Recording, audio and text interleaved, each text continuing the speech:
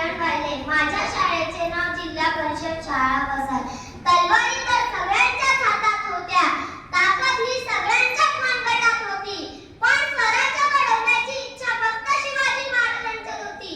स्वराज्य घडवण्याची इच्छा फक्त शिवाजी महाराजांच्यात होती.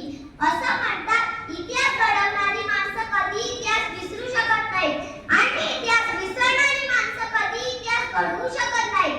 असाच एक इतिहास मी आपणासमोर सादर करीत आहे. माझ्या कथेचे नाव आहे स्वामिनिष्ठ वीर शिवा काशीद. बाहेर मुसळधार पाऊस सुरू होता.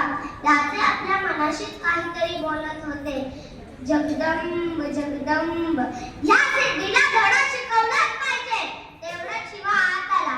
राजा बोलावण्यात आल्याची, हो शिवा, तू आमच्यासारखाच दिसतो असे बाहेर खूप ऐकले होते, पण आज प्रत्यक्ष बघायचंय.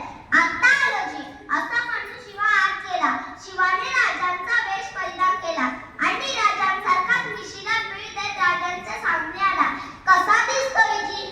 आधी राजे बघतच राहिले. अरे शिवा, आरशात प्रत्यक्ष आमचंच रूप बघितल्याचा भास होतोय. मंजिराचा सिद्धीही मला ओळखायचा नाही. राजे स्तब्ध झाले. अरे शिवा, तुला कसं कळालं की आम्ही तुला सिद्धीच्या भेटीस पाठवणार आहोत ते? आवा राज, तुमच्या संगतीत इतकं दिस राहिलोय ते उगा भय. राजा, द्या की विडा, भेटतो की त्या सिद्धीला जाऊन. राजांनी शिवाला कडकडून मिठी मारली, कारण राजांना माहित होतं यावर शिवाची भेट पुन्हा नाही. डाव ठरला. राजांनी सिद्धीला निरोप पाठवला. आम्ही तह करण्यास तयार आहोत. तेव्हा सिद्धी म्हणाला, हा हा हा, अब आया ना दखल का चूहा मुट्ठी में, हा हा हा. शिवाजी शरण येणार याच बातमीने सैन्य बेसावत झाले.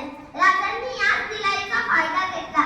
ठरल्याप्रमाणे 2 पालख्या निघाल्या.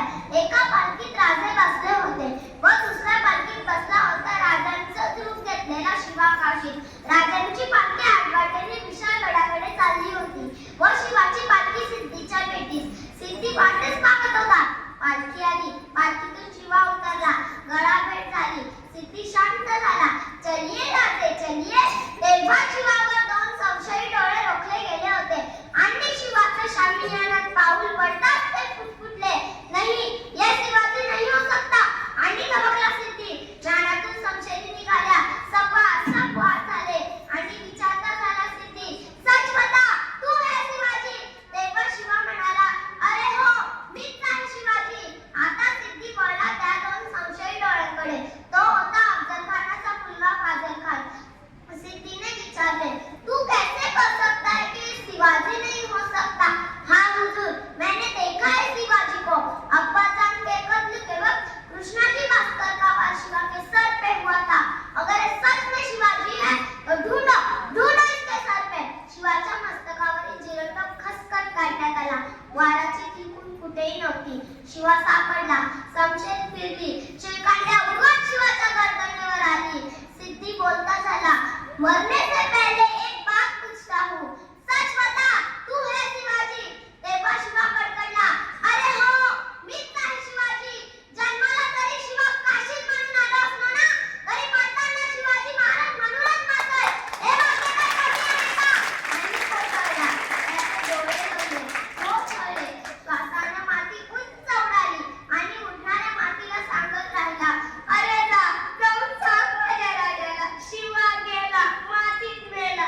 नुसतं मातीत नाही मेला राजा, मातीसाठी मेला, मातीसाठी मेला. धन्यवाद.